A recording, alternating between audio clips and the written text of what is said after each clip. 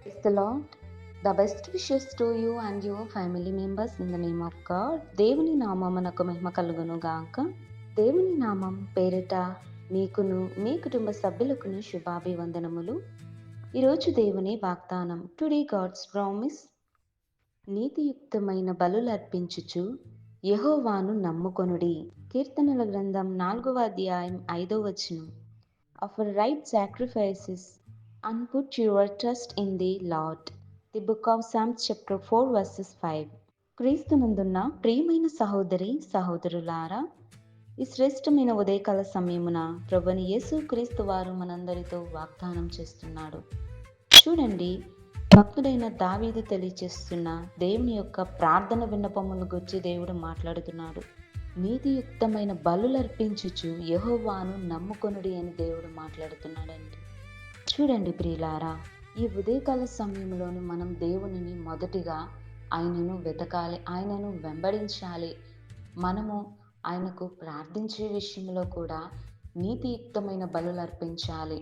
మనం విజ్ఞాపనలు అనేక మంది ప్రార్థనలు చేస్తూ ఉంటారు. మరి సమస్యలను బట్టో, వ్యాధి బాధలను బట్టో, కుటుంబ సమస్యలను బట్టి, ఆ యొక్క స్థితిగతులను బట్టి ప్రార్థిస్తారు. అనేక సార్లు దుఃఖపడుతూ, వేదన పడుతూ, నాకెందుకు ఈ బ్రతుకు అనేలా ప్రార్థించుకుంటారు. కానీ దేవుడు ఏమంటున్నాడంటే, నీతియుక్తమైన బలులు అర్పించమంటున్నాడు. మనం చేసే పనులు కానీ, మనం యథార్థంగా జీవిస్తున్నామా, మన యొక్క ప్రార్థనలో నీతి ఉన్నదా, యథార్థత ఉన్నదా అనేది కూడా దేవుడు గమనిస్తాడు.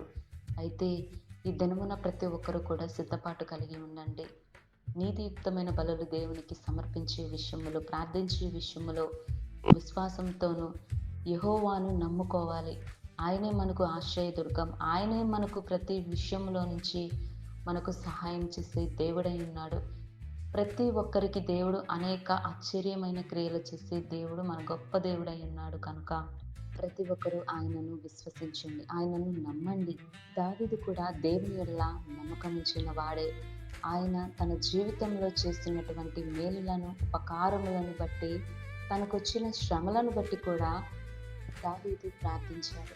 మరి మనం ప్రార్థించే విషయం నీతియుక్తమైన బలులు అర్పించాలని నీవు నేను మనమందరము యెహోవా యందు నమ్మిక ఉంచుదుము గాక. ప్రార్థన. మహాపరిశుద్ధుడా, జీవము గల యేసయ్య, నీ పరిశుద్ధమైన పాదమునకు స్తోత్రములు తండ్రి.